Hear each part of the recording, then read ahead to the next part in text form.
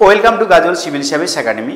এই ভিডিওর মাধ্যমে আমি তোমাদের আপার প্রাইমারি টেটের সোশ্যাল স্টাডিজ থেকে 60টি প্রশ্ন অ্যানালাইসিস করে দিচ্ছি। এটা কিন্তু আমার প্রিভিয়াস ইয়ারের কোয়েশ্চেন এবং যে পরীক্ষাটা হয়েছিল 2016 সালে। জাস্ট একবার কল্পনা করো, 2016 সালে লাস্ট আপার প্রাইমারি টেটের পরীক্ষা হয়েছিল। তারপরে 10 বছর হয়ে গেল, কোনো প্রকার আপার প্রাইমারি টেট কিন্তু পরীক্ষা হয়নি।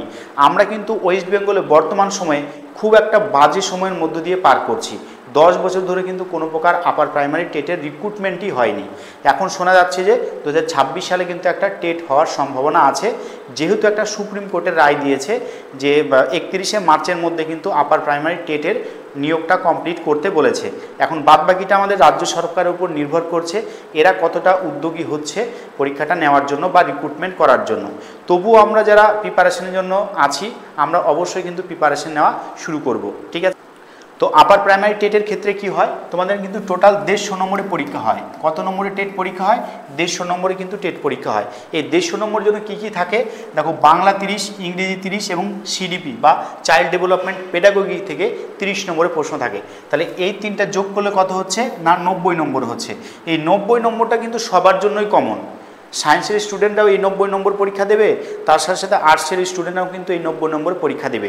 এর সাথে সাথে যারা আর্টসের স্টুডেন্ট, এই 90-এর সাথে তখন সোশ্যাল স্টাডিজ যুক্ত হবে 60 নম্বর, তখন এটা যোগ করে কত হবে 150 নম্বর। এই 150 নম্বরে কিন্তু তাদের পরীক্ষাটা হবে।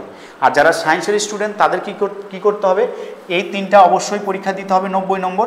তার সাথে সাথে তাদের ম্যাথ এবং সায়েন্স থেকে কিন্তু আরও 60টা প্রশ্ন থাকবে, ঠিক আছে। তো যারা আর্টসের স্টুডেন্ট তারা কি করবে, এইদিকে 90 নম্বর পরীক্ষা দেবে, আর সোশ্যাল স্টাডিজ থেকে দেবে 60 নম্বর। এই হয়ে গেল 150। আর যারা সায়েন্সের তারা কি করবে, ওপরের তিনটা থেকে দেবে 90 নম্বর, আর সায়েন্সের ম্যাথের যে 60 নম্বর থাকে সেটা দেবে। তাদেরও কিন্তু 150 নম্বরের পরীক্ষা হবে, ওকে। আর জেনারেলের কিন্তু কাট অফ এটার মধ্যে কত হয় না 90, ঠিক আছে। যারা জেনারেল ক্যান্ডিডেট 150-র মধ্যে যদি কেউ 90 পায়, মানে 60%, তারা কিন্তু টেট কোয়ালিফাই বলে ঘোষণা করা হয় বা তাদেরকে টেট কোয়ালিফাইড সার্টিফিকেট দেওয়া হয়, ঠিক আছে। তো এইখানে দেখো, আমি আজকে যেটা আলোচনা করব সেটা হচ্ছে কি না সোশ্যাল স্টাডিজ। সোশ্যাল স্টাডিজের মধ্যে কি কি থাকে সেটা আগে ভালো করে বুঝে নাও। এটাতে থাকে জিওগ্রাফি, ঠিক আছে। এটাতে কি থাকে জিওগ্রাফি। এটাতে থাকে হিস্টোরি, ঠিক আছে। এটা কি থাকে হিস্টোরি। এবং এটাতে থাকে কিছু পলিটি থাকে, ইন্ডিয়ান পলিটি, ঠিক আছে। এবং কিছু থাকে ইভিএস এনভায়রনমেন্ট থাকে। এবং তার সাথে সাথে কিছু কিন্তু জিকে ধরনের প্রশ্ন বা ইকোনমিক্সেরও কিন্তু কিছু প্রশ্ন এখানে থাকে, ঠিক আছে। ইকোনমিক্সের প্রশ্নও কিন্তু কিছু থাকে। এইগুলো হচ্ছে মেন জিওগ্রাফি, হিস্ট্রি আর পলিটি, ইভিএস আর হচ্ছে ইকোনমিক্সের একটা দুটো প্রশ্ন থাকতেও পারে, নাও পারতে। এই হচ্ছে কিন্তু আমাদের কি সোশ্যাল স্টাডিজের কিন্তু সিলেবাস। এটার উপর ভিত্তি করে তোমাদের 60 নম্বরের প্রশ্ন হয়। আর যারা টেটে ভালো রেজাল্ট করে তাদের কিন্তু স্কোর বাড়ানোর এটাই কিন্তু একটা জায়গা, যেটাতে তুমি চেষ্টা করলে 60-এর মধ্যে 60 নম্বরও কিন্তু তুলতে পারো সোশ্যাল স্টাডিজের উপরে, ওকে। আমাদের কিন্তু আপার প্রাইমারির উপরে অনলাইন ক্লাস অলরেডি শুরু হয়েছে, অ্যাডমিশন প্রক্রিয়াটাও চলছে। আমাদের গাজল সিভিল সার্ভিস একাডেমি নামে যে অ্যাপটা বেরিয়েছে বা আমি বের করেছি, সেই অ্যাপেই কিন্তু আমাদের রেকর্ডেড ক্লাস, লাইভ ক্লাস এবং এর সাথে সাথে কিন্তু পিডিএফ নোটসও দেওয়া হয়ে থাকে, ওকে। কেউ যদি অ্যাডমিশন নিতে চাও তাহলে অবশ্যই প্লে স্টোর থেকে Gazal civil service academy, Gazal civil service academy search করবে, সেখানে কিন্তু অ্যাপ চলে আসবে। সেই অ্যাপের মধ্যে কোর্সের সমস্ত ডিটেলসগুলো দেওয়া আছে, কেউ চাইলে সেখান থেকে অ্যাডমিশন নিতে পারো, ওকে। আচ্ছা, আমি তাহলে এখানে কি করব না 60টা প্রশ্ন কিন্তু আলোচনা করব। দেখো, প্রথম প্রশ্ন ছিল যে কিসের জন্য জলদাপাড়া বিখ্যাত, ঠিক আছে। তাহলে জলদাপাড়া প্রথমত পশ্চিমবঙ্গের একটা বিখ্যাত ন্যাশনাল পার্ক। জলদাপাড়া কোথায় আছে? জলদাপাড়া কি জলপাইগুড়িতে আছে? না, জলদাপাড়া কিন্তু আলিপুরদুয়ারে আছে। আলিপুরদুয়ার যে ডিস্ট্রিক্ট, সেখানে কিন্তু জলদাপাড়া আছে। আর জলদাপাড়া কিন্তু এক সিংহ গন্ডারের জন্য বিখ্যাত, ওকে। তাহলে এই প্রশ্নটা ভূগোল থেকে এসছে, তাই কি না? তো ভূগোলের মধ্যে কোন চ্যাপ্টার থেকে এসছে? এটা পশ্চিমবঙ্গের ভূগোল থেকে এসছে বা পশ্চিমবঙ্গের ন্যাশনাল পার্ক থেকে এসছে, বা তুমি যদি বলো ভারতের ভূগোল, ভারতের ন্যাশনাল পার্ক, ভারতের ন্যাশনাল পার্ক থেকে এটা এসছে, ঠিক আছে। তাহলে পশ্চিমবঙ্গের ভূগোল, ভারতের ভূগোল, এইগুলোও কিন্তু আমাদের আপার প্রাইমারি টেটের ক্ষেত্রে সোশ্যাল স্টাডিজের কিন্তু একটা সিলেবাস, ওকে। সেটা কিন্তু অবশ্যই ভালো করে পড়তে হবে। আচ্ছা, বাঘ, ঠিক আছে। পশ্চিমবঙ্গে মনে রাখবে বাঘ পাওয়া যায় দুটো ন্যাশনাল পার্কে, একটা হচ্ছে তোমার হচ্ছে সুন্দরবন ন্যাশনাল পার্কে এবং আরেকটা হচ্ছে বক্সা টাইগার রিজার্ভে, ওকে। তাহলে টাইগার রিজার্ভ পশ্চিমবঙ্গে কয়টা আছে না দুটো আছে, একটা কি সুন্দরবন আর একটা কি আছে বক্সা, ঠিক আছে। আর পশ্চিমবঙ্গে মোট ন্যাশনাল পার্ক আছে কয়টা? পশ্চিমবঙ্গে মোট ন্যাশনাল পার্ক কিন্তু 6টা।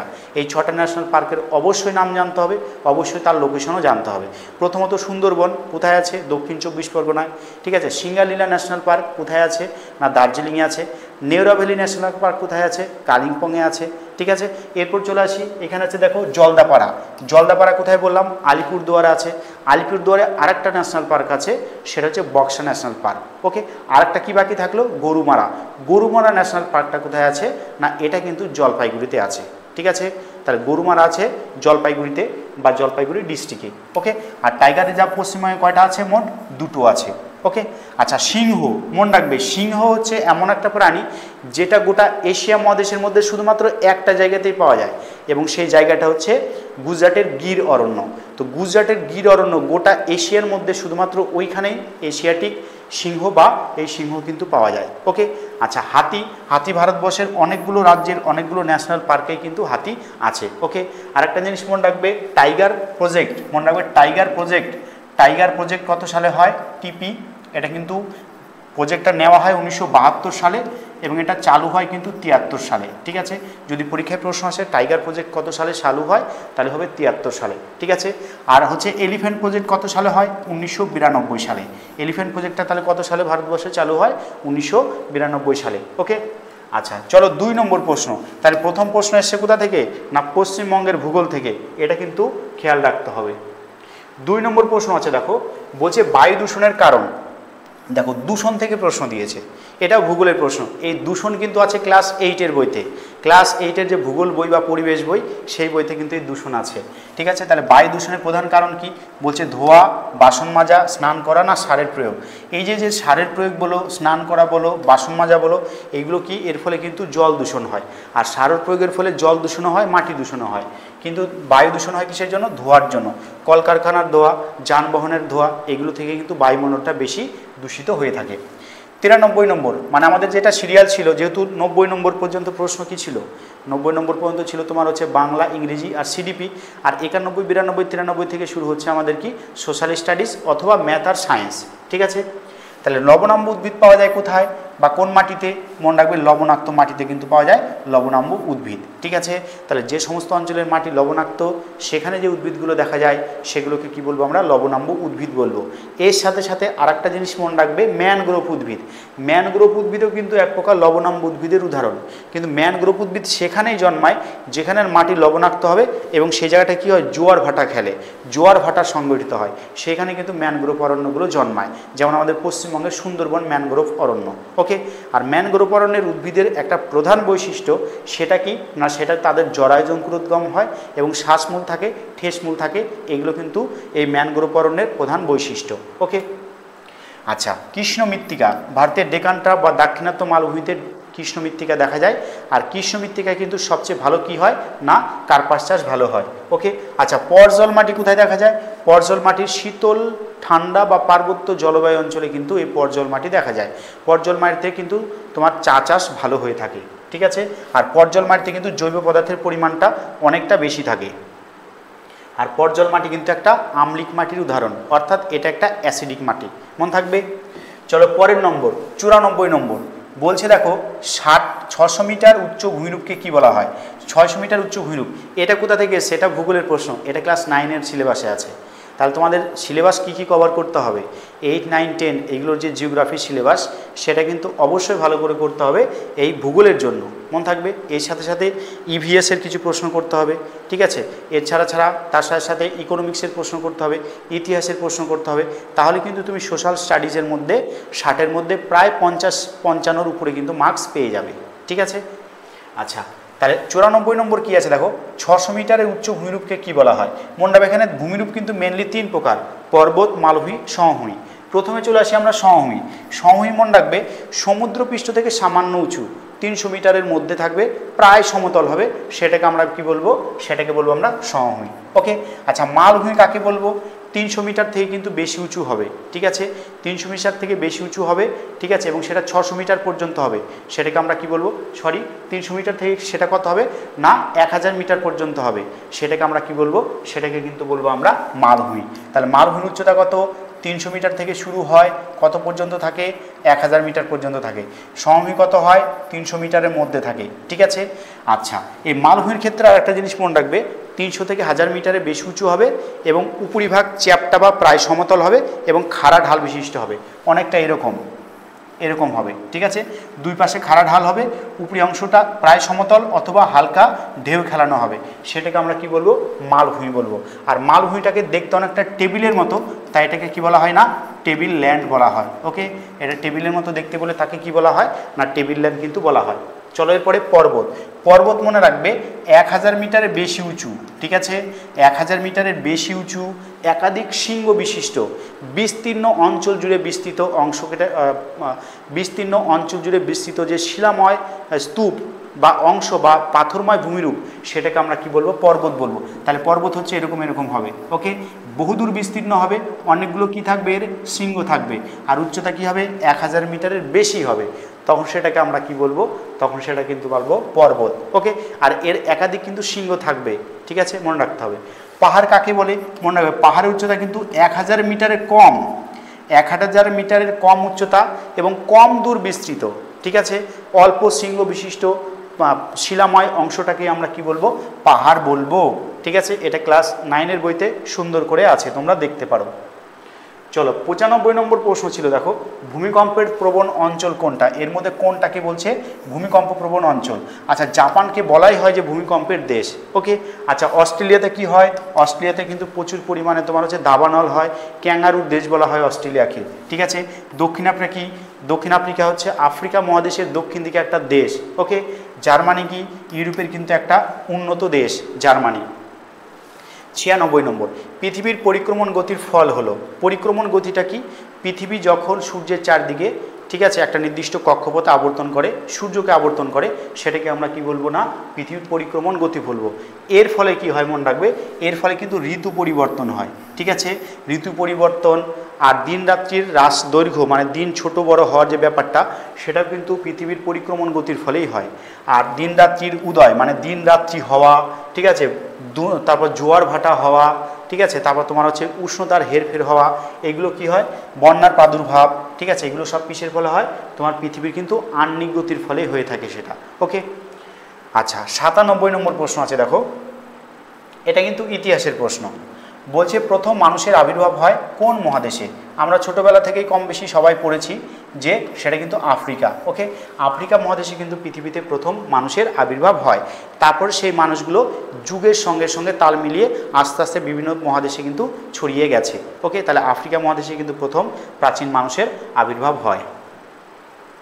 98 নম্বর আছে, দেখো, বলছে কর্কটক্রান্তি রেখা যে অঞ্চল দিয়ে গেছে সেটি হলো, বলছে কৃষ্ণনগর, বাঁকুড়া, বীরভূম, কোনোটিই নয়।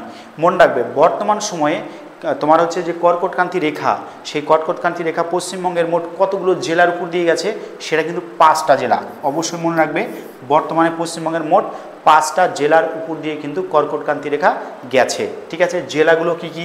প্রথম হচ্ছে নদিয়া, ঠিক আছে, তারপর হচ্ছে ইস্ট বারডোয়ান, পূর্ব বর্ধমান, তারপর হচ্ছে ওয়েস্ট বারডোয়ান, পশ্চিম বর্ধমান, ঠিক আছে, তারপর তোমার হচ্ছে পুরুলিয়া আর হচ্ছে বাঁকুড়া, ঠিক আছে। তাহলে 1 2 3 4 5 এই 5টা জেলার উপর দিয়ে কিন্তু তোমার হচ্ছে কর্কটক্রান্তি রেখাটা প্রবাহিত হয়েছে বা গেছে। এরপর যদি প্রশ্ন আসে ভারতের মোট কয়টা রাজ্যের উপর দিয়ে কর্কটক্রান্তি রেখা গেছে, সেটাকে আমি তোমাদের টিক্স আকারে বলে দিচ্ছি। এটাকে মনে রাখবে, মিত্রপা, গামছা, ঝাড়, এই সূত্রটা মনে রাখলেই হয়ে যাবে। দেখো কি, ময়রিতে মিজোরাম, তৈরফালাতে ত্রিপুরা, পয়াকারে পশ্চিমবঙ্গ, গতে গুজরাট, মতে মধ্যপ্রদেশ, ছতে ছত্তিশগড়, ঝতে ঝাড়খণ্ড, রতে রাজস্থান। তাহলে 1 2 3 4 5 6 7 8, তাহলে কয়টা রাজ্যের উপর দিয়ে গেছে কর্কটক্রান্তি রেখা? 8টা রাজ্যের উপর দিয়ে গেছে, ঠিক আছে। আর পশ্চিমবঙ্গের কয়টা জেলার উপর দিয়ে গেছে? তাহলে সেটা হবে 5টা জেলা, মনে থাকবে সবার। আচ্ছা, এরপর চলো 99 নম্বর যেটা আছে, বলছে হিমালয় যে শ্রেণীর পর্বতমালার উদাহরণ তা হলো।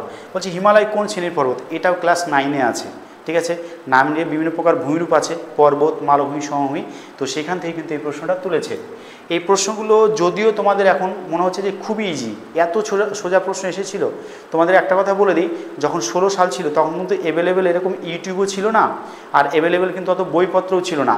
তো ওই সময় যারা পরীক্ষা দিয়েছিল এইগুলো, তাদের কাছে কিন্তু যথেষ্ট টাফই ছিল কোশ্চেনটা, অতটা ইজি না, মডারেট বলা যেতে পারে। ঠিক আছে, যেহেতু ওই সময় কিন্তু অ্যাভেলেবেল বই বা এত ইউটিউবে কিন্তু এত সোর্স তাদের জানা ছিল না।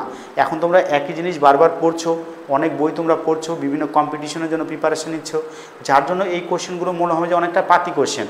ঠিক আছে, তবে এরপরে যে বছর সামনে যে আপার প্রাইমারিটা হবে সেই ক্ষেত্রে কিন্তু কোশ্চেন এত সোজা হবে না, এখন কিন্তু কম্পিটিশনটা অনেকটা এগিয়ে গেছে, এখন কম্পিটিশনটা অনেক বেশি হবে, তাই প্রশ্ন কিন্তু অনেকটা কঠিন হবে, সেইভাবেই তোমাদের কিন্তু প্রিপারেশনটা নিতে হবে। ঠিক আছে, বলছে হিমালয় যে শ্রেণীর পর্বত তা হলো, বলছে ভাঁজ পর্বত। হিমালয় কিন্তু একটা ভাঁজ বা ভঙ্গিল পর্বতের উদাহরণ। ঠিক আছে, তাহলে ভারতবর্ষে কি আর কোনো ভঙ্গিল পর্বত আছে সেটাও কিন্তু জানতে হবে। যেমন হিমালয় একটা, আরাবল্লী একটা, আরাবল্লী কিন্তু উৎপত্তিগতভাবে একটা ভঙ্গিল পর্বত, কিন্তু বর্তমানে আরাবল্লী একটা ক্ষয়জাত পর্বতের উদাহরণ। ওকে, তার পূর্বঘাট পর্বত এটাও কিন্তু একটা কিন্তু ভঙ্গিল পর্বতের উদাহরণ। পশ্চিমঘাট পূর্বঘাট আছে না, সেই পূর্বঘাট পর্বতটা কিন্তু একটা ভঙ্গিল পর্বত, আর পশ্চিমঘাট পর্বত কিন্তু একটা তির্যক স্তূপ পর্বতের উদাহরণ। মনে রাখবে এগুলো। ঠিক আছে, স্তূপ পর্বত কি কি আছে তাহলে? স্তূপ পর্বত আছে তোমার হচ্ছে বিন্দু পর্বত আছে, সাতপুরা আছে, তার পশ্চিমঘাট পর্বত আছে, এগুলো সব কি স্তূপ পর্বতের উদাহরণ। আচ্ছা, আগ্নেয়গিরি বা আগ্নেয় পর্বত কি কি আছে? ভারতবর্ষে দুটো আগ্নেয়গিরি আছে, একটা নারকন্ডাম আর হচ্ছে ব্যারেন, তো সেগুলো কি আগ্নেয় পর্বতের উদাহরণ। আচ্ছা, অবশিষ্ট পর্বত মানে হচ্ছে ক্ষয়জাত পর্বত। ঠিক আছে, এর উদাহরণ কি বললাম? আরাবল্লী হচ্ছে ক্ষয়জাত পর্বত। আর একটা জিনিস মনে রাখবে, পরীক্ষায় যদি প্রশ্ন আসে পৃথিবীর নবীনতম ভঙ্গিল পর্বতের নাম কি, তাহলে তার উত্তর কিন্তু হবে হিমালয়। আর যদি বলে পৃথিবীর প্রাচীনতম ভঙ্গিল পর্বতের নাম কি, তাহলে সেটা কি হবে? না, আরাবল্লী হবে। ঠিক আছে, আচ্ছা 100 নম্বর প্রশ্ন, ব্যাঘ্র প্রকল্পের সূচনাকাল। ঠিক আছে, বলছে project tiger was started in, কবে সূচনা হয়? সূচনা মানে জাস্ট আইনটা কবে পাস হয়? আইনটা কিন্তু পাস হয় 1972 সালে। ঠিক আছে, আর ব্যাঘ্র প্রকল্প শুরু হয় কত সালে? ঠিক আছে, স্টার্ট মানে শুরু যদি বলে তাহলে কিন্তু সেটা হবে 73 সালে। ওকে, আর যদি বলে তোমার হচ্ছে হাতি প্রকল্প বা হস্তি প্রকল্প 1992 সাল, সেক্ষেত্রে হবে সঠিক উত্তর।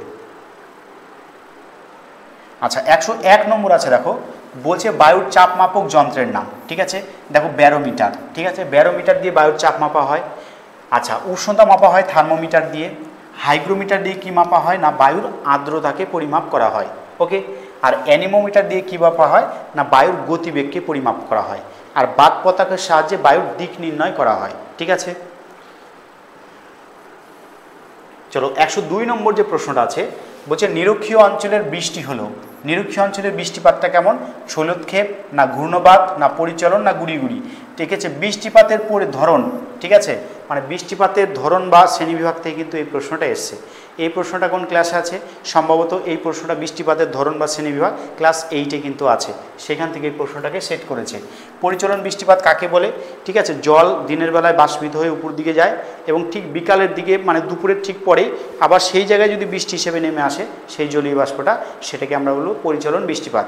বিশেষ করে নিরক্ষীয় অঞ্চলের দেশগুলোতে প্রতিদিন অপরাহ্নে অর্থাৎ বিকেল বেলায় বা দুপুরের পরে মুষলধারে বজ্রবিদ্যুৎ সহ বৃষ্টিপাত হয়, সেটাকে বলা হয় পরিচলন বৃষ্টিপাত। আর এটাকে ইংলিশে বলা হয় 4 o'clock রেইন। তাহলে নিরক্ষীয় অঞ্চলে কিন্তু 4 o'clock রেইনটা দেখা যায়। ঠিক আছে, আচ্ছা শৈলক্ষেপ বৃষ্টিপাতটা কি? শৈলক্ষেপ বৃষ্টিপাত মানে এরকম ধরো পাহাড় আছে, এখান থেকে জলীয় বাষ্প যাচ্ছে, যেতে যেতে উপর দিকে উঠবে, উপর দিকে উঠে এখানে আবার বৃষ্টিপাত হবে। ঠিক আছে, এই মেঘটা ঘনীভূত হয়ে আবার এর সামনেই যদি বৃষ্টিপাত হয়, সেটাকে বলা হয় শৈলক্ষেপ বৃষ্টিপাত। শৈলক্ষেপ মানে হচ্ছে পাহাড়ে বাধাপ্রাপ্ত হয়ে বৃষ্টিপাত হওয়া। আমাদের ভারতবর্ষ সহ দক্ষিণ পূর্ব এশিয়ার অনেক দেশেই শৈলক্ষেপ পদ্ধতিতে কিন্তু বৃষ্টিপাতটা হয়ে থাকে। ওকে, আচ্ছা ঘূর্ণবাতজনিত বৃষ্টি, ঘূর্ণবাত বা নিম্নচাপ তৈরি হয়, তার ফলে যে বৃষ্টিপাতটা হয় সেটাকে বলা হয় ঘূর্ণবাতজনিত বৃষ্টিপাত। আর গুড়ি গুড়ি বৃষ্টি মানে দীর্ঘ সময় ধরে ঝিরঝিরঝির করে বৃষ্টিপাত হওয়াটাকেই বলা হয় গুড়ি গুড়ি বৃষ্টি। ওকে, 103 নম্বর প্রশ্ন আছে, দেখো বলছে পৃথিবীর দীর্ঘতম নদ অথবা নদী। ঠিক আছে, দীর্ঘতম মানে হচ্ছে লংগেস্ট। ঠিক আছে, লংগেস্ট মানে হচ্ছে দীর্ঘতম, মানে লম্বায় কোন নদীটা সবচেয়ে বড়? তো এটার কি উত্তর হয়? এটা হয় নীল নদী। ঠিক আছে, 6500 কিলোমিটারের বেশি কিন্তু দীর্ঘ এই নীল নদ, এটা হচ্ছে পৃথিবীর মধ্যে দীর্ঘতম নদী। আচ্ছা, গঙ্গা হচ্ছে ভারতের মধ্যে দীর্ঘতম নদী, এর দৈর্ঘ্য কত? 2525 কিলোমিটার। আচ্ছা, ব্রহ্মপুত্রও কিন্তু ভারতের উপর দিয়ে প্রবাহিত একটা নদী, ঠিক আছে, এর দৈর্ঘ্য কত? 2900 কিলোমিটার। ঠিক আছে, তাহলে পরীক্ষায় যদি প্রশ্ন আসে এইরকম যে ভারতে প্রবাহিত দীর্ঘতম নদীর নাম কি, সেক্ষেত্রে কিন্তু উত্তর হয় ব্রহ্মপুত্র। কেন বলো তো? ব্রহ্মপুত্র দৈর্ঘ্য দেখো গঙ্গার থেকে বেশি, আর ভারতের উপর দিয়ে বয়ে গেছে, মানে ভারতে প্রবাহিত দীর্ঘতম নদী মানে ভারতের উপর দিয়ে বয়েছে এমন সবচেয়ে বড় নদী কোনটা, তাহলে সেটা কিন্তু উত্তর হবে ব্রহ্মপুত্র। বাট পরীক্ষায় যদি প্রশ্ন আসে ভারতের দীর্ঘতম নদীর নাম কি, তাহলে সেটার কি উত্তর হবে? সেটা হচ্ছে গঙ্গা। ওকে, আর ভারতে কোন নদীর মধ্য দিয়ে সবচেয়ে বেশি জল পরিবাহিত হয়, সেটা হবে ব্রহ্মপুত্র। ঠিক আছে, আর কোন নদীতে সবচেয়ে বেশি পলি উৎপন্ন করে, সেটা কিন্তু উত্তর হবে গঙ্গা। ওকে, আমাদের প্রশ্ন কি ছিল? দীর্ঘতম নদী। আচ্ছা, মিসিসিপি কোথায় আছে? আমেরিকা যুক্তরাষ্ট্রে আছে মিসিসিপি নদী। এই মিসিসিপি নদীর দৈর্ঘ্য কত?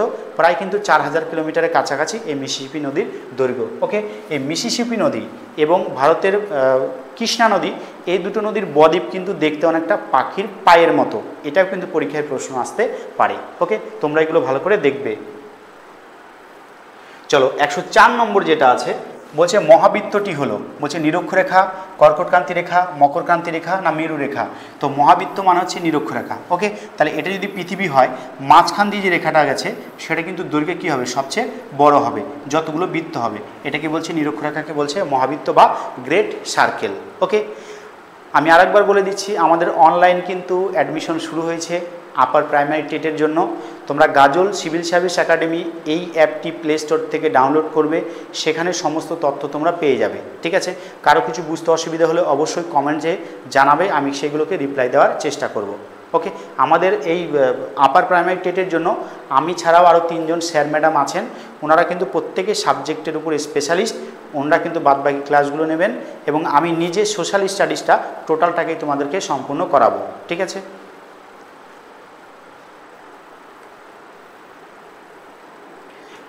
5 নম্বর প্রশ্ন আছে, দেখো 105-এ দাদরা ও নগর হাভেলি হলো, ঠিক আছে, দেখো একটা ইউনিয়ন টেরিটরি থেকে প্রশ্ন দিয়ে দিয়েছে। দাদরা ও নগর হাভেলিটা কি? এটা কি একটা কেন্দ্রশাসিত অঞ্চল, না রাজ্য, না জেলা, না কোনোটিই নয়? এখানে দেখবে একটা জিনিস, 2016 সালে যে আপার প্রাইমারিটা হয়েছে, প্রচুর পরিমাণে প্রশ্ন কিন্তু তোমাদের 9 দিয়ে এসেছে, যে উপরের কোনোটিই নয়। ঠিক আছে, এরকম কিন্তু অনেকগুলো অপশানই আছে। তো দাদরা নগর হাভেলি কী বলতো? একটা কেন্দ্রশাসিত অঞ্চল। ওকে, তো বলে দিচ্ছি, পরীক্ষায় আসতে পারে যে বর্তমানে ভারতে কতগুলো রাজ্য আছে। তো বর্তমানে ভারতে কিন্তু রাজ্যের সংখ্যা 28টি, আর কেন্দ্রশাসিত অঞ্চলের সংখ্যা কয়টা আছে? না 8টা আছে। ওকে, যদি বলে সর্বশেষ সৃষ্ট বা সর্বশেষে তৈরি হওয়া কেন্দ্রশাসিত অঞ্চলের নাম কি, সেক্ষেত্রে কিন্তু উত্তর হবে দাদরা ও নগর হাভেলি এবং দমন ও দিউ। ঠিক আছে, এই দাদরা আর নগর হাভেলি আর দমন দিউ দুটো কিন্তু ইউনিয়ন টেরিটরি 2020 সালের 26শে জানুয়ারি একসাথে মার্জ হয়ে গেছে, মার্জ হয়ে একটা ইউনিয়ন টেরিটরিতে পরিণত হয়েছে এবং তার নাম কি দিয়েছে? দাদরা ও নগর হাভেলি এবং দমন ও দিউ, আর এর রাজধানীর নাম হচ্ছে দমন। ওকে, তাহলে বর্তমানে রাজ্য কতগুলো আছে? 28টা। কেন্দ্রশাসিত অঞ্চল কতগুলো আছে? 8টা। যদি পরীক্ষায় প্রশ্ন আসে ভারতের নিউয়েস্ট স্টেটের নাম কি, নবীনতম রাজ্যের নাম কি, তাহলে কিন্তু উত্তর হবে তেলেঙ্গানা। তাহলে ভারতের নতুনতম রাজ্যের বা নবীনতম রাজ্যের নাম কি? তেলেঙ্গানা। ওটা কততম রাজ্য? এটা কিন্তু মনে রাখবে 29তম রাজ্য। ঠিক আছে, পরীক্ষাতে ঘুরিয়ে ফিরিয়ে দিতে পারে, রাজ্য তো 28টা, কিন্তু পরীক্ষায় আসতে পারে 29তম রাজ্যের নাম কি? 29তম রাজ্যের নাম কিন্তু তেলেঙ্গানা হবে। তাহলে এই 29টা কীভাবে 28 হলো? 2019 সালের 31শে অক্টোবর জম্মু কাশ্মীর কী হয়? ভেঙে যায়, ভেঙে দুটো ইউনিয়ন টেরিটরিতে পরিণত করা হয়, তার ফলে রাজ্যের সংখ্যা তখন 29 থেকে কী হয়? 28টা হয়ে যায়। ওকে, চলো 106 নম্বর, ফ্রি ইন্ডিয়া সেন্টার স্থাপিত হয়েছিল কোথায়? এটা একটা ইতিহাসের প্রশ্ন, এটা কিন্তু উত্তর হবে বার্লিনে। ঠিক আছে, জার্মানির বার্লিনে কিন্তু ফ্রি ইন্ডিয়া সেন্টার স্থাপিত হয়েছিল এবং এটা কে তৈরি করেছিলেন? এটা কিন্তু তৈরি করেছিলেন নেতাজি সুভাষচন্দ্র বসু। 108 নম্বর প্রশ্ন আছে, দেখো বলছে ডাইরেক্ট অ্যাকশনের সূচনা হয় কোথায়? মনে রাখবে ডাইরেক্ট অ্যাকশন 16 আগস্ট। ঠিক আছে, 16 আগস্ট 1946 সাল। ঠিক আছে, মুসলিম লীগ জিন্নার নেতৃত্বে দেশব্যাপী কিন্তু হরতাল ডাকে এবং কলকাতাতে ব্যাপক হারে দাঙ্গা শুরু হয়। অসংখ্য কিন্তু হিন্দু মানুষকে তখন মেরে ফেলা হয়েছিল বা হত্যা করা হয়েছিল এই মোহাম্মদ আলী জিন্নাহর নেতৃত্বে ডাইরেক্ট অ্যাকশন দিনে বা ডেতে। তারিখটা কত? 16ই আগস্ট 1946 সাল। কলকাতা কিন্তু রাজপথ সেখানে রক্তে বন্যায় বইয়ে গিয়েছিল এই 1946 সালের 16ই আগস্ট। ঠিক আছে, তাদের একটাই দাবি ছিল, আমরা পৃথক রাষ্ট্র চাই, ধর্মের ভিত্তিতে আমরা পৃথক রাষ্ট্র চাই। সেটাকে ইস্যু করে কিন্তু একটা দ্বন্দ্ব বাঁধে। তার ফলে কিন্তু ভারতবর্ষের সব জায়গাতেই দাঙ্গা হয়েছিল, বাট সবচেয়ে ব্যাপক মাত্রায় ছড়িয়ে পড়েছিল আমাদের কলকাতাতে। ওকে, তো এটাকে কিন্তু ডাইরেক্ট অ্যাকশন ডে ঘোষণা করা হয় 16ই আগস্ট 1946 সালটাকে। কোথায় ঘটেছিল তাহলে ঘটনাটা? সেটা কিন্তু কলকাতাতে হবে সঠিক উত্তর। 109 নম্বর, শিয়ার ফর্মুলার প্রস্তাব দেন কি?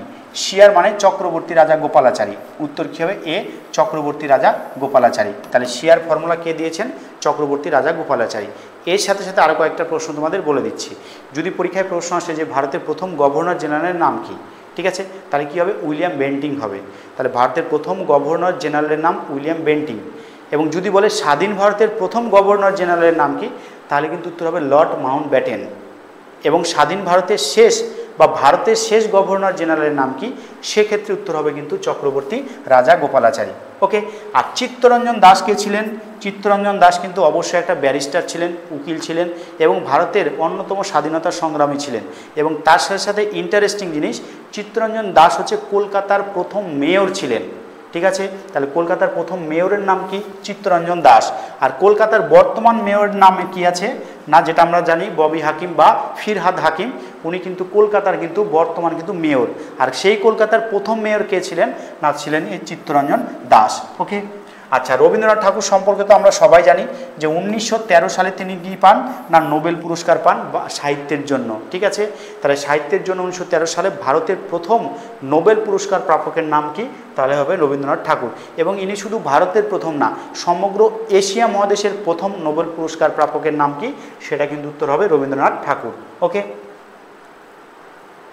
110 নম্বর আছে, দেখো, বলছে আমার সোনার বাংলা এর রচনাকার হলেন কে? তাহলে আমার সোনার বাংলা কে রচনা করেছেন?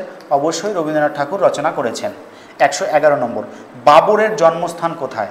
মনে রাখবে, বাবরের জন্মস্থান কিন্তু ফরগানা প্রদেশে। ঠিক আছে, উজবেকিস্তানের, ঠিক আছে, তোমার হচ্ছে ফরগানা রাজ্যে কিন্তু বাবর জন্মগ্রহণ করেন। এবং বাবর ভারতবর্ষে কিন্তু প্রথম মুঘল সাম্রাজ্যের প্রতিষ্ঠা করেন। ঠিক আছে, তাহলে মুঘল সাম্রাজ্যের প্রতিষ্ঠাতাকে বাবর। ঠিক আছে, তাহলে বাবরের পরে কিন্তু আরও অনেকগুলো বংশ ভারতবর্ষে কিন্তু এই শাসনটা করেছে, মুঘল সাম্রাজ্য। 112 নম্বর, চলো, বলছে ক্যাপ্টেন হকিংস কার রাজসভায় উপস্থিত হয়েছিলেন? ঠিক আছে, এটা রাজসভা হবে। হ্যাঁ, কার রাজসভায় উপস্থিত হয়েছিলেন? সেটা উত্তর হবে জাহাঙ্গীর। ঠিক আছে, তাহলে মুঘল সম্রাট জাহাঙ্গীরের রাজসভায় কিন্তু ক্যাপ্টেন হকিংস কিন্তু আমাদের ভারতবর্ষে এসেছিলেন। আচ্ছা, 113 নম্বর প্রশ্ন আছে, দেখো, বলছে ভাস্কো ডা গামা ভারতের কোথায় অবতরণ করেন? ঠিক আছে, ভাস্কো ডা গামা কিন্তু তখন সেটা নাম ছিল কালিকট বন্দর, এখন সেটা হয়েছে কোজিকোড বন্দর। এটার লোকেশন কোথায়? এটা কিন্তু কেরালাতে। 1498 সালে পর্তুগিজ নাবিক কিন্তু ভারতে কিন্তু প্রথম পদার্পণ করেন। 1400 কত সাল না 98 সাল ভাস্কো ডা গামা কোথায়? কেরালার কোজিকোড বা কালিকট বন্দর এসে উপস্থিত হন। ওকে, তাহলে এটার প্রশ্ন ছিল 113 এ। আচ্ছা, 114 নম্বর, দেখো কি আছে, ফারুকশিয়ারের ফরমান জারি হয় কত সালে? এটার কিন্তু উত্তর হবে কত সালে না, এটা তোমার উত্তর হবে 1717 সালে ফারুকশিয়ারের ফরমান কিন্তু জারি করা হয়েছে। আচ্ছা, 115 নম্বর একটা ইম্পর্টেন্ট প্রশ্ন, বলছে দ্বিতীয় চার্টার অ্যাক্ট কবে পাস হয়? মনে রাখবে, মোট চার্টার অ্যাক্ট ছিল কিন্তু 4টে। ওকে, তাহলে মোট কতগুলো চার্টার অ্যাক্ট ছিল? 4টে। চার্টার অ্যাক্টটা কী ছিল? চার্টার অ্যাক্টটা হচ্ছে ইংল্যান্ডের যে সংসদ আছে, আইনসভা, সেখান থেকে ভারতবর্ষকে শাসন করার জন্য এই ভারতবর্ষে যে ইস্ট ইন্ডিয়া কোম্পানি ছিল তাদেরকে একটা আইন পাস করে দিয়েছিল, সেই আইনটার নাম হচ্ছে চার্টার অ্যাক্ট। কয়টা ছিল? 4টা ছিল। তো দ্বিতীয়টা কত ছিল? দ্বিতীয়টা ছিল হচ্ছে 1813 সালে। তাহলে দ্বিতীয়টা ছিল 1813 সালে। তৃতীয়টা ছিল হচ্ছে 1833 সালে, মনে হবে 20 বছর অন্তর অন্তর হয়েছিল। চতুর্থ ছিল কত? 1853 সালে। আর 1 নম্বরটা কত হবে? 1793 সালে। ওকে, তাহলে 20 বছর অন্তর অন্তর কিন্তু এই চার্টার একটা পাস করা হয়েছিল ইংল্যান্ডের বা ব্রিটেনের তোমার হচ্ছে পার্লামেন্ট থেকে। ওকে, 116 নম্বর, মৌর্য বংশের শেষ রাজা কে ছিলেন? তো মৌর্য বংশ, মনে রাখবে, প্রথম বংশ কে ছিল? হর্ষঙ্গ বংশ। তারপর ছিল তোমার শিশুনাগ বংশ। ঠিক আছে, তারপর ছিল নন্দ বংশ, তারপর হচ্ছে মৌর্য বংশ। এই মৌর্য বংশের প্রতিষ্ঠাতা কি ছিলেন? চন্দ্রগুপ্ত মৌর্য। আর শেষ সম্রাট কি ছিলেন?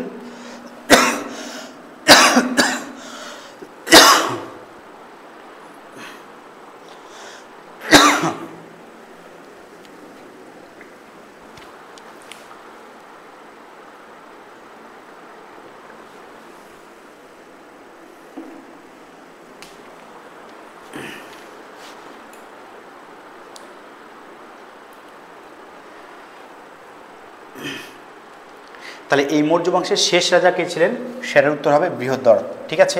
আচ্ছা, কালাশোক কোন বংশে ছিলেন, কালাশোক কিন্তু ছিল তোমার শিশুনাগ বংশের সম্রাট। ঠিক আছে। দেখো 117 নম্বর যে প্রশ্নটা আছে সেটা হচ্ছে কোন রাজা লিচ্ছবি দৌহিত্র নামে পরিচিত। তাহলে এদের মধ্যে কোন রাজাকে লিচ্ছবি দৌহিত্র নামে পরিচিত করা হয়, সেটা কিন্তু উত্তর হবে সমুদ্রগুপ্ত। ঠিক আছে। তাহলে সমুদ্রগুপ্তকে কি বলা হয় না লিচ্ছবি দৌহিত্র বলা হয়। 118 নম্বর আছে দেখো সকারি, সকারি নামে কে পরিচিত ছিলেন, সেটা কিন্তু উত্তর হবে দ্বিতীয় সমুদ্রগুপ্ত চন্দ্রগুপ্ত, বা এটাকে বলা হয় গুপ্ত, এটাকে বলা হয় বিক্রমাদিত্য। দ্বিতীয় চন্দ্রগুপ্তকে বলা হয় বিক্রমাদিত্য, তাকে বলা হয় সকারি। কেন, তিনি শকদের পরাজিত করেছিলেন, এই জন্য তার উপাধি ছিল সকারি। ওকে। 119 নম্বর প্রশ্ন আছে দেখো, বলছে আইহোল প্রশস্তি রচনা করেন কে। এই আইহোল প্রশস্তি কিন্তু রচনা করেন রবি কীর্তি হবে এর সঠিক উত্তর। ওকে। 120 নম্বর প্রশ্ন আছে দেখো, বলছে দ্বিতীয় পুলকেশী পরাজিত করেন কাকে। দ্বিতীয় পুলকেশী কিন্তু হর্ষবর্ধনকে পরাজিত করেছিলেন। ওকে। এরপর আছে দেখো ড্যাশ দক্ষিণ ভারতের নদী, এর মধ্যে কোন নদীকে দক্ষিণ ভারতের নদী বলা হয়। অবশ্যই কি উত্তর হবে না কৃষ্ণা নদীকে কিন্তু বলা হয় দক্ষিণ ভারতের নদী। তাহলে দক্ষিণ ভারতের নদী কোনটা না কৃষ্ণা নদী হচ্ছে দক্ষিণ ভারতের নদী। 122 নম্বর আছে দেখো, বলছে রয়্যাল বেঙ্গল টাইগার আছে, এর মধ্যে কোথায় রয়্যাল বেঙ্গল টাইগার আছে, এটার উত্তর হবে সুন্দরবন। ঠিক আছে। পশ্চিমবঙ্গে মোট দুটো জায়গাতে কিন্তু বা দুটো ন্যাশনাল পার্কে রয়্যাল বেঙ্গল টাইগার আছে। ঠিক আছে। একটা হচ্ছে বক্সান ন্যাশনাল পার্ক আর একটা হচ্ছে সুন্দরবন ন্যাশনাল পার্ক। আর পশ্চিমবঙ্গে মোট ন্যাশনাল পার্কের সংখ্যা কয়টা আছে না 6টা আছে মোট। আচ্ছা, পশ্চিমঘাট পর্বত মনে রাখবে, পশ্চিমঘাট পর্বতকে বলা হয় কিন্তু জীববৈচিত্র্যের গুদামঘর। কেন, পশ্চিমঘাট পর্বতের জীববৈচিত্র্যের প্রচুর পরিমাণে ভ্যারাইটি বা জীববৈচিত্র্য আছে। ঠিক আছে। হিমালয় পর্বত একটা নবিল ভঙ্গিল পর্বতের উদাহরণ। গরুমারা অভয়ারণ্য কোথায় আছে, গরুমারা কিন্তু গরুমারা আগে অভয়ারণ্য ছিল, এখন সেটা ন্যাশনাল পার্ক হয়েছে, সেটা কিন্তু অবস্থিত অবশ্যই জলপাইগুড়িতে। ঠিক আছে। 123 নম্বর, নদীর উচ্চগতির মূল কাজ কি। নদীর উচ্চগতির মূল কাজ কিন্তু ক্ষয় সাধন করা। ওকে। মধ্যগতির কাজ কি, ক্ষয় সাধন এবং বহন করা দুটোই। আর নিম্নগতির কাজ কি, সঞ্চয় কাজ করা। ঠিক আছে। 124 নম্বর আছে দেখো, পোল্ডার হলো ড্যাশের পুনরুদ্ধারকৃত জমি। মনে রাখবে পোল্ডার ভূমি নেদারল্যান্ডের সাথে যুক্ত। 125 নম্বর, খনিজের সমৃদ্ধ ভাণ্ডার পাওয়া যায়, অর্থাৎ ভারতের খনিজ ভাণ্ডার কাকে বলা হয়, সেটা কিন্তু অবশ্যই উত্তর হবে ছোটনাগপুর মালভূমি অঞ্চলকে বলা হয় ভারতের খনিজ ভাণ্ডার। 126 নম্বর আছে দেখো, বলছে ভারতের সামুদ্রিক সীমান্তের আয়তন কত, এটা কিন্তু উত্তর হয় 12 নটিক্যাল মাইল হবে সঠিক উত্তর। 127 নম্বর ছিল দেখো, বলছে কৃষ্ণ মৃত্তিকার প্রয়োজন হয় কোন চাষের জন্য। মনে রাখবে কার্পাস চাষের জন্য কৃষ্ণ মৃত্তিকা প্রয়োজন হয়। এই কৃষ্ণ মৃত্তিকার কিন্তু জল ধারণ ক্ষমতা খুবই বেশি। ঠিক আছে।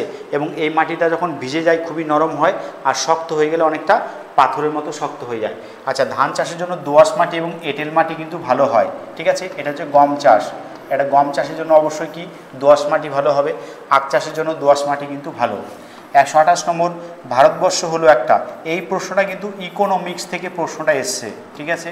ইকোনমিক্স থেকেও কিন্তু একটা দুটো প্রশ্ন আসতে পারে, যেমন এটা হচ্ছে উদাহরণ।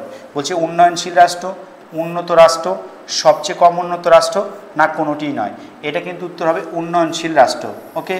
তাহলে ভারতবর্ষ কি ডেভেলপিং কান্ট্রিজ, মানে ভারতবর্ষ আস্তে আস্তে ডেভেলপড হচ্ছে, উন্নয়নের দিকে যাচ্ছে, এই জন্য এটাকে বলে উন্নয়নশীল রাষ্ট্র। ভারত বলো, চীন বলো, পাকিস্তান, শ্রীলঙ্কা, বাংলাদেশ, মায়ানমার, ভারতের আশেপাশে যত দেশ আছে, এশিয়ার বেশিরভাগ দেশই কিন্তু, জাপান বাদে এশিয়ার বেশিরভাগ যে দেশ কিন্তু উন্নয়নশীল দেশের উদাহরণ। ঠিক আছে। 129 নম্বর আছে দেখো, বলছে গ্রিন হাউস এফেক্টের ফল। গ্রিন হাউস এফেক্টের ফল কি, তাপমাত্রার কি বৈপরীত্য হয়, না বিশ্ব উষ্ণায়ন হয়, না শিল্প দূষণ হয়, না বন্যা হয়। ঠিক আছে। গ্রিন হাউসের প্রভাবে কিন্তু পৃথিবীর উষ্ণতা দিন দিন বেড়ে চলেছে, এটাকে বলা হয় বিশ্ব উষ্ণায়ন বা গ্লোবাল ওয়ার্মিং। আর এর জন্য যে প্রধান যে গ্যাসটা, সেই গ্যাসটা কিন্তু CO2। তাহলে পরীক্ষায় যদি প্রশ্ন আসে প্রধান গ্রিন হাউস গ্যাসের নাম কি, তাহলে তার উত্তর হবে CO2। চলো 130 নম্বর, তাপমাত্রা মাপক যন্ত্রের নাম কি। থার্মোমিটার, থার্মোমিটার দিয়ে কিন্তু বায়ুর উষ্ণতা মাপা হয়। ব্যারোমিটার দিয়ে বায়ুর চাপ মাপা হয়। অ্যানিমোমিটার দিয়ে বায়ুর গতিবেগ মাপা হয়। আর সিসমোগ্রাফ দিয়ে ভূমিকম্প মাপা হয়। ঠিক আছে।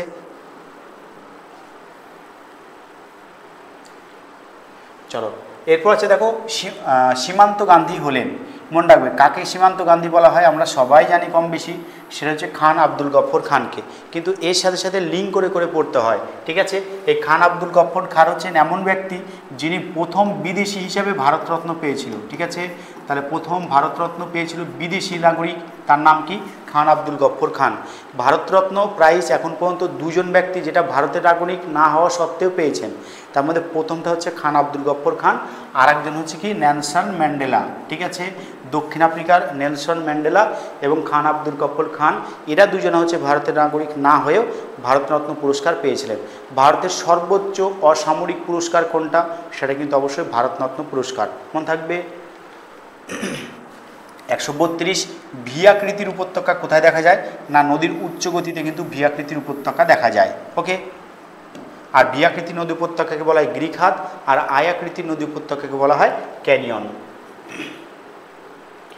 133 নম্বর প্রশ্ন আছে, দেখো বলছে মহাবিষুবের দিনটি কি? মনে রাখবে মহাবিষুব বলা হয় 21শে মার্চকে, ঠিক আছে। আর 23শে সেপ্টেম্বরকে বলা হয় জলবিষুব। এটা নিয়ে আমি তোমাদের আলাদা একটা সেপারেট ভিডিও বানাবো, ভীষণ ইম্পর্টেন্ট।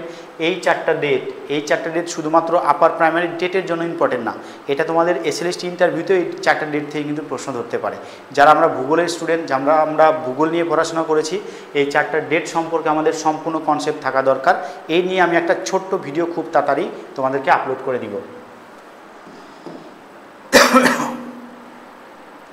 134 নম্বর আছে, দেখো বলছে পৃথিবীর সবচেয়ে বেশি বৃষ্টিপাতযুক্ত অঞ্চল, বলছে বাংলাদেশ তো হবে না, চেরাপুঞ্জি, শিলং, মৌসিনরাম।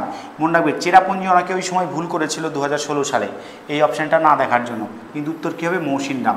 চেরাপুঞ্জির মৌসিনরামে হচ্ছে সবচেয়ে বেশি পৃথিবীর মধ্যে বৃষ্টিপাতযুক্ত অঞ্চল বা স্থান। আগ্নেয় শিলার উদাহরণ কোনটা? বলছে ব্যাসল্ট, বেলে পাথর, মার্বেল না স্লেট। তো এখানে কিন্তু আগ্নেয় শিলা ব্যাসল্ট, গ্রানাইট, ঠিক আছে, পেরিডোটাইট, এগুলো সব আগ্নেয় শিলার উদাহরণ, ওকে। এর মধ্যে দেখো বেলে পাথর আর হচ্ছে বেলে পাথরটা হচ্ছে পাললিক শিলার উদাহরণ, আর মার্বেল আর স্লেট এই দুটো কিন্তু রূপান্তরিত শিলার উদাহরণ। মার্বেল কার রূপান্তরিত রূপ? এটা কিন্তু অবশ্যই মনে রাখবে চুনা পাথর, ঠিক আছে। চুনা পাথরের রূপান্তরিত রূপের নাম কি? না মার্বেল, ঠিক আছে। আর কাদা পাথরের রূপান্তরিত নাম কি? স্লেট, ঠিক আছে। কাদা পাথর থেকে স্লেট হয়, আর স্লেট আবার পরে আবার রূপান্তরিত হয়ে তৈরি হয় সিস্ট, ওকে। চলো 136 নম্বর কি আছে? বলছে উইলিয়াম কেরি ছিলেন। উইলিয়াম কেরি কি ছিলেন? বলছে মিশনারি, কবি, ভাষাবিদ না কোনোটি নয়, তিনি কিন্তু মিশনারি ছিলেন, ঠিক আছে। উইলিয়াম কেরি কি ছিলেন? না একজন মিশনারি ছিলেন। 137 নম্বর প্রশ্ন আছে, দেখো বলছে ফোর্ট উইলিয়াম কলেজ স্থাপিত হয় কত সালে? এটা কিন্তু মনে রাখবে 1800 সালে, ওকে। ফোর্ট উইলিয়াম কলেজ বলে 1800 সালে, আর ফোর্ট উইলিয়াম দুর্গ যদি বলে তাহলে দুর্গ হবে কত সালে? 1700 সালে। ঠিক তার 100 বছর পরে কিন্তু ফোর্ট উইলিয়াম কলেজ স্থাপিত হয়। 138 নম্বর আছে, দেখো বলছে নব্যবঙ্গের নেতৃত্ব দিয়েছিলেন কারা? নব্যবঙ্গের নেতৃত্ব দিয়েছিলেন হেনরি ভিভিয়ান ডিরোজিও, এটা হবে সঠিক উত্তর। 139 নম্বর মনে রাখবে উমেশচন্দ্র ব্যানার্জি ছিলেন। উমেশচন্দ্র কি নরমপন্থী, চরমপন্থী না এ আর বি উভয়ই? মনে রাখবে নরমপন্থী ছিলেন উমেশচন্দ্র ব্যানার্জি, ঠিক আছে। 1885 সাল মনে রাখবে, 1885 সালে কিন্তু ভারতবর্ষে জাতীয় বা ন্যাশনাল কংগ্রেস তৈরি হয়। তখন প্রথম সভাপতি কে ছিলেন? উমেশচন্দ্র ব্যানার্জি, এবং তিনি নরমপন্থীর দলের লোক ছিলেন। 140 নম্বর গান্ধীজি কোন শাসন ব্যবস্থা স্থাপনের ডাক দিয়েছিলেন? ঠিক আছে, এটা কিন্তু একটা পলিটির প্রশ্ন বলতে পারো, ঠিক আছে।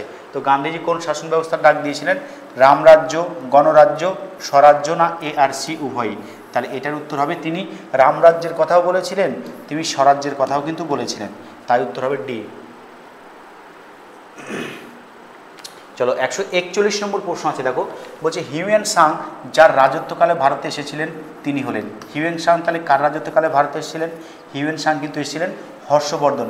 Hiuen Tsang Harshavardhan, Hiuen Tsang Harshavardhan, এইভাবে তোমরা মনে রাখবে।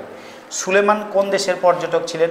সুলেমান কিন্তু ছিলেন একজন আরব পর্যটক, ঠিক আছে। তাহলে একজন আরব পর্যটকের নাম কি ছিল? না সুলেমান। 143 নম্বর আছে, দেখো মোহাম্মদ ঘুরি পরাজিত করেছিলেন কাকে? এটা কিন্তু উত্তর হবে পৃথ্বীরাজ চৌহানকে, ঠিক আছে। তরাইনের প্রথম যুদ্ধ এবং তরাইনের দ্বিতীয় যুদ্ধ ভীষণ ইম্পর্টেন্ট। 1191 আর কি 1192, ঠিক আছে। 1192 আর 1191। প্রথম কি হয়, 1191 সালে মোহাম্মদ ঘুরির সাথে পৃথ্বীরাজ চৌহানের যুদ্ধ হয়, পৃথ্বীরাজ চৌহান জিতে যায়, ঘুরি পরাজিত হয়। ঠিক তার পরের বছর 1192 সালে কিন্তু উল্টা ঘটনা ঘটে, মোহাম্মদ ঘুরি জিতে যান এবং পৃথ্বীরাজ চৌহান কিন্তু হেরে যান। ইকতা ব্যবস্থা ছিল কি, এটা কিন্তু একটা ছিল ভূমিদান ব্যবস্থা। ওকে, তাহলে ইকতা ব্যবস্থাটার নাম কি ছিল, এটা একটা ভূমিদান ব্যবস্থার উদাহরণ। 145 নম্বর আছে দেখো, খুদ কসত বা খুদ কস্ত, ঠিক আছে, এটা কিসের উদাহরণ বা কোন শ্রেণীর অন্তর্গত, এটা কিন্তু একটা কৃষকের উদাহরণ। হরপ্পা সভ্যতার সমসাময়িক সভ্যতাটার নাম কি, ঠিক আছে, একটা ছিল মেসোপটেমিয়া সভ্যতা, একটা ছিল চীন দেশের সভ্যতা, আর একটা কি ছিল না, মিশরীয় সভ্যতা। এটা সঠিক উত্তর কি হবে না, মিশরীয় সভ্যতা হবে সঠিক উত্তর। আচ্ছা, যাজ্ঞবল্ক্য, ঠিক আছে, এটা একটা জফলা ছিল। যাজ্ঞবল্ক্য ছিলেন কি, ইনি ঋষিও ছিলেন দার্শনিকও ছিলেন, তাই উত্তর হবে সি, এ আর বি উভয়ই।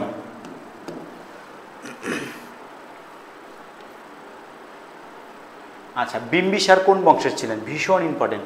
বিম্বিসার কিন্তু ছিলেন, অবশ্যই মনে রাখবে, হর্ষঙ্ক বংশীয় রাজা ছিলেন তিনি বিম্বিসার। ওকে, হর্ষঙ্ক বা হর্ষঙ্ক বংশীয় কিন্তু তিনি সম্রাট ছিলেন। 149 নম্বর প্রশ্ন আছে দেখো, বলছে আলেকজান্ডার ভারত আক্রমণ করেন, ঠিক আছে, কখন করেছিল, যখন ধননন্দ ছিল, নন্দবংশ ছিল তখন শাসনকালে দিল্লিতে, ঠিক আছে, ধননন্দের সময় কিন্তু তিনি আলেকজান্ডার ভারতবর্ষকে আক্রমণ করেন। 150 নম্বর প্রশ্ন এবং লাস্ট প্রশ্ন, বলছে ঝিলামের যুদ্ধ বা বিতস্তার যুদ্ধ কার কার মধ্যে হয়, মনে হবে পুরু এবং আলেকজান্ডারের মধ্যে কিন্তু এই ঝিলামের যুদ্ধটা বা বিতস্তা নদীর তীরে কিন্তু এই যুদ্ধটা হয়েছিল। ওকে, তাহলে এই 60টা প্রশ্ন তোমাদের 2016 সালে এসেছিল তোমার আপার প্রাইমারি টেটের পরীক্ষায়। ওকে, তো এইখান থেকে এরপরে যে তোমাদের আপার প্রাইমারি টেটটা হবে, তো সেই ক্ষেত্রে কিন্তু এই সোশ্যাল স্টাডিজ এমন একটা চ্যাপ্টার বা এমন একটা তোমার সাবজেক্ট যেখান থেকে তুমি ম্যাক্সিমাম স্কোর করতে পারবে। ওই জন্য এটার উপর তোমরা পড়াশোনাতে অবশ্যই জোর দাও, এখান থেকে ম্যাক্সিমাম নাম্বার তোলার চেষ্টা করো। এখানে যদি কেউ পেয়ে যাও 50+, তাহলে কিন্তু তার স্কোরটা অনেকটাই এগিয়ে যাবে। ওকে, তো ভিডিওটি যারা শেষ পর্যন্ত দেখেছো তাদেরকে কিন্তু অসংখ্য ধন্যবাদ।